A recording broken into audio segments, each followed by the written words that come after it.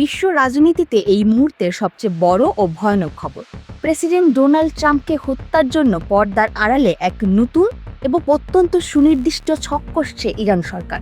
এটি কোনো পুরনো বা বাসি খবর নয়। জুলাই মাসের মার্কিন ইন্টেলিজেন্স রিপোর্ট। স্বয়ং ডোনাল্ড ট্রাম্প নিজেই ন্যাটোর সম্মেলনে দাঁড়িয়ে এই নোংরা ষড়যন্ত্রের কথা স্বীকার করেছেন। ট্রাম্পকে দুনিয়া থেকে সরিয়ে দিতে কেন এতটা মরিয়া ইরান? এর পেছনে কতটা গভীর আন্তর্জাতিক চক্রান্ত লুকিয়ে আছে? এই চাঞ্চল্যকর গোপন তথ্যটি প্রথম সামনে নিয়ে আসে যুক্তরাষ্ট্রের বিখ্যাত গণমাধ্যম দ্য ওয়াল স্ট্রিট জার্নাল এবং CNN। প্রকাশিত প্রতিবেদন অনুযায়ী ইসরায়েলি গোয়েন্দা সংস্থাগুলো আমেরিকার কাছে অত্যন্ত সংবেদনশীল কিছু তথ্য হস্তান্তর করেছে, যা ট্রাম্পকে হত্যার জন্য ইরানের একদম তাজা এবং সুনির্দিষ্ট প্লটের দিকে নির্দেশ করে। এই খবরের পর ন্যাটোর সম্মেলনে সাংবাদিকদের প্রশ্নের জবাবে স্বয়ং প্রেসিডেন্ট ডোনাল্ড ট্রাম্প বলেন, তারা অত্যন্ত নোংরা খেলোয়াড়, তারা যে কারো পেছনে লাগতে পারে এবং এই তালিকায় আমি বহু বছর ধরে 1 নম্বরে আছি। তারা আমেরিকার নেতাকে সরিয়ে দিতে চায়। কিন্তু ইরান কেন ট্রাম্পের রক্তের জন্য এতটা তৃষ্ণার্ত? এর পেছনে রয়েছে এক ঐতিহাসিক প্রতিশোধের আগুন।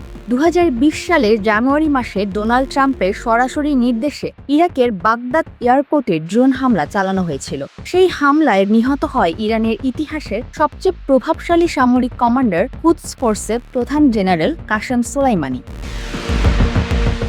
সোলাইমানির মৃত্যুর পর থেকেই ইরান প্রতিজ্ঞা করেছিল তারা এর উপযুক্ত প্রতিশোধ নেবে, এবং ট্রাম্পের প্রথম মেয়াদের পর থেকে শুরু করে বর্তমান সময় পর্যন্ত তারা এই সুযোগ খুঁজছে।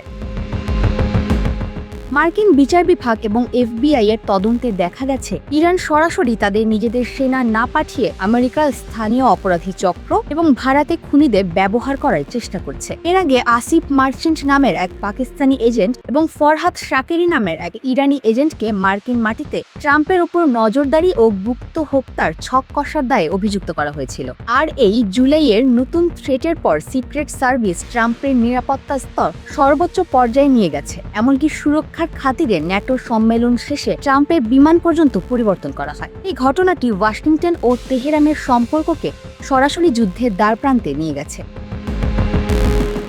ওদিকে লোহিত সাগর এবং পারস্য উপসাগরে ইরান ও আমেরিকার সামরিক বাহিনীর মধ্যে নিয়মিত হামলা পাল্টা হামলা চলছে। মার্কিন প্রশাসন ইরানকে সাফ হুঁশিয়ারি দিয়ে বলেছে, প্রেসিডেন্ট ট্রাম্পের গায়ে যদি কোনো আঘাত আসে তবে একে আমেরিকার ওপর সরাসরি যুদ্ধ ঘোষণা বা অ্যাক্ট অফ ওয়ার হিসেবে গণ্য করা হবে এবং ইরানকে এর জন্য চিরতরে মুছে দেওয়া হবে।